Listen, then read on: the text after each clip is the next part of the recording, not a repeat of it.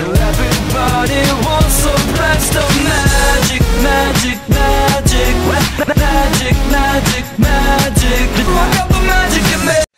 It's Wednesday, and it's time for the next episode of Magician 101, the show for all magicians. We have a lot of great questions. Let's jump right into them. Remember to post your questions down below for next week. I'll answer them.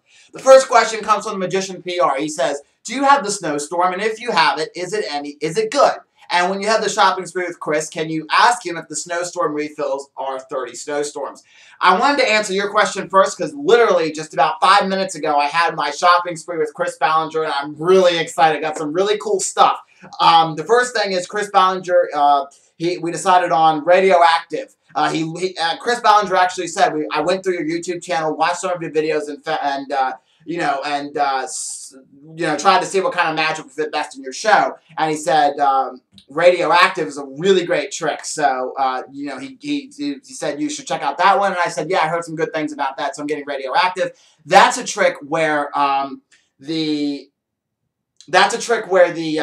where you have a prediction. The spectator names any song. You open up the prediction, and it's a radio station. It's a frequency on a radio. You turn it to that frequency, and boom, immediately their song starts playing. So it looks like a really cool trick. I'm excited that Chris Ballinger threw that one in. And another trick that we picked out was Cakes and Eaters. That's a great kids' party trick where you have some birthday candles, then you have a cake.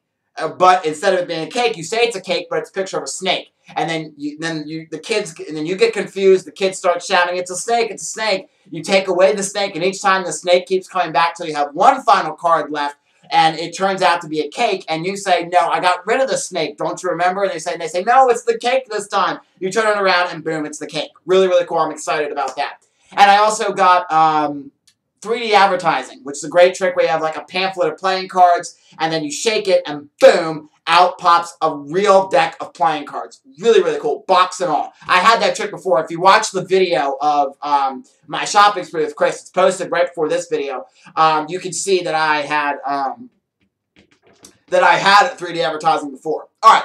On to your question, though, Magician PR. Snowstorm is a really great trick. I don't have it, but I have seen countless magicians do it on stage, on magic specials on TV back in the 90s, all the way up to seeing people do it live on stage. And it gets a big reaction from the crowd. Basically what it is, it's the way I've seen it performed is there was this magician I was watching, and he was talking about the first snowfall he's ever seen and how magical that was to him. And he's folding up this piece of paper, drops it in a glass of water, and then he starts fanning it with like a Chinese paper fan, and out pops the snow. It's a very beautiful effect. I like it. It's really, really cool. I recommend getting it. And also, I did check it out. I didn't have time to ask Chris Ballinger about your Snowstorm question, but they do come with 30 Snowstorms when you buy the refill. So definitely you can go buy that and do the trick up to 30 times. All right. Perry, as always, I'm not going to try to pronounce your last name, so I'm going to butcher it. But Perry says, I don't want to sound rude by asking this question, but on average, how much money do you make off the tips that you get from your street performance? And has anyone ever given you food as a tip because of the sign that you use? Big smiley face, big smiley face. Perry is the best. You have to say that, and I did. All right, so the sign that I use, if you didn't see my street show I posted last week, I have a big sign that says Fabulous Magic Show for all ages, something like that. And I keep folding it, and the final fold of it, the sign says, "We'll do tricks for food." And nobody's ever given me food as a tip because, first of all, I recently dug that trick back out when I was cleaning out my magic, and I did the whole magic collection video. I found that, and I pulled it back out, and I added it to my street show. So I haven't done it. This is going to actually be the first year when I go to the Ocean City Boardwalk a little later this year in July, and I'm going to go for the whole week again. So I'm going to do a whole week of street magic. Yes. But anyways, when I go, I'm going to work that in and see how that works out on the street. So I haven't actually done it for street yet. So, but they do say it's a good trick to do out on the street. So I'll do it. I don't know. So we'll see what kind of reaction it gets. I may take that out of my show. Perry, how much money I make on tips, it varies. Not everybody's going to throw tips into your hat. Some people will walk away in the middle of your show and not tip. When you start asking and pitching for tips at the end or passing the hat, some people will walk away as well and they won't put money in the hat. So it varies. Most people will throw in a couple bucks, $2 or $3. Or, maybe if you were over in like the UK or something like that, they throw in £2 to £3 or something like that. But But most people throw it about $2 to $3 and they just throw it right in the hat. I have gotten $5. I've gotten $10 before from a person. So it varies on what they want to give. And it depends on the skill of how well you're performing. If you're really on your game and you provide a really good show, you'll get a lot more money. But some people, it's foreign to them to have to throw money into a street performer's hat because like around here, especially where I live in Maryland, in Middle Maryland, we don't have street performing. We can't go out and do it because it's illegal to do it here without a permit. And in Washington, D.C., there's not very many street performers either. It's not a street performing place like Coney Island or, L.A., somewhere like that, where it's common to see street performers. So people around here are kind of foreign to the idea to throw money into somebody's hat. And so that way, some people don't do it. And some people just think, oh, that's all this guy wants is money.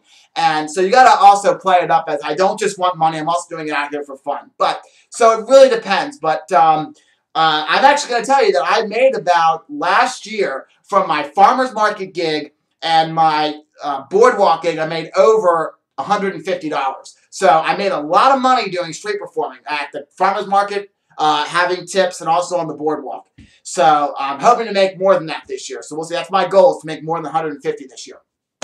All right. Mr. Tadpole221 says, thanks for the review. He's talking about the iPhone trick I did last week. I'm glad you liked the trick. I agree it could have been better. For $1, you can't really complain. Smiley face. What is your top 3 decks you have? Also, do you ever use gimmick decks like the Svengali? Thanks again and keep up the great work. Big smiley face. All right. My top 3 favorite decks, I don't really use in my show special decks. Like in my Magic Shop case down here, I have like the Vaudeville deck. I don't use these in my show. I normally just use red or blue backed rider back decks. But as just for a collection, I really love the Vaudeville deck. And I've done a review of this for a 365-day Magic Challenge. But this is a really cool deck where all the face cards are like Vaudeville performers. It's really cool. I love this deck, and you also can do a magic trick with it. And I did a full review, like I said, for the 365-day Magic Challenge. The Stickman deck is really, really cool. That's a neat deck with a bunch of Stickmen on the back of it. And again, probably just the staple, red and blue back bicycle cards. Love those as well. Okay. Do I ever use gimmick decks like the Svengali? I've never used a Svengali in a routine. Actually, I can't say that. One of the tricks I do, it does use a Svengali, but it's not a Svengali. It's not a 100% actual, honest-to-goodness Svengali deck. It's got another trick mixed into it. I can't talk about which one it is. But I think I did it for one of the videos recently. I can't remember. I think it's actually, I can't go into which one it is. So I do use somewhat of a Svengali, never a true Svengali deck. I do use the mental photography deck. That's the one where all the cards are blank, and then you can cut the cards and you can make printing on the fronts and backs of all the cards. Excuse me. So I do use that kind of deck as well. And I do some decks where they're set up. Like if you look during the 365-day Magic Challenge, I did not a card trick where you had the rope printed on the back of the cards and then you do the cut and restored rope with cards. I do decks like that. So I do use some decks that are kind of gimmicked in that kind of way. So yes is the answer. Jay Brothwick has a final question as always. Glad to see you back. He missed last week. He didn't have any questions last week. He says, hey 444R, what do you think of the Impossible Dancing Hanky 2.0. Alright, I don't use Dancing Hankies in my show, but it looks really cool, and somebody on America's Got Talent did that, I want to say 2 years ago, I can't remember. I don't think it was last year, I think it was 2 years ago, somebody did it on America's Got Talent. It looks really, really cool. They did a Dancing Hanky. It might have not been 2.0, but it's really cool, though. You have the hanky dance in your hand, the end of it goes doot-doot-doot, and then it flies into like a water jug on the other side of the stage. Really kind of cool. But I would never use it, and I don't know the secret to it, so I can't really go into, if it's good or not. But from me just watching the demo video of it today, it looks really good. So I recommend going to pick that up because it looks cool. But if it doesn't fit your style of performing, don't pick it up. And he also wants to know, color-changing bottles. Do you think it's a good trick? I saw the demo for this too. And I think I figured the secret out. I think it's sort of like the multiplying bottles in a way. But it looks really cool because you have like a red bottle, it changes to a yellow one. The only thing is I don't think the bottles, I couldn't tell if they had labels on them or not.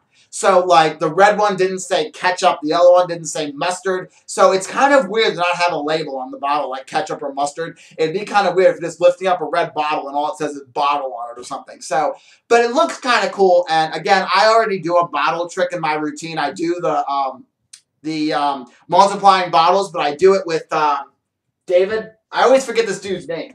I have his DVD somewhere on here. Anyways, I think it's Paul Romney. I always want to say it's David Romney, but it's Paul Romney's multiplying bottle routine. It kind of does it like the vanishing bandana. So I do that, and I've also kind of swapped that out for in my kids show for the multiplying potato chips. I've done that for the 365-day magic challenge. And also do it, and I'm gonna start doing it in my kids shows. I haven't done any kids shows since I got this for Christmas, so I haven't had a chance to do it yet for actual kids. But that's what I would use now instead of the bottles for kids. And then for like an adult show or a family show, I would use the multiplying bottles with the Paul Romney patter.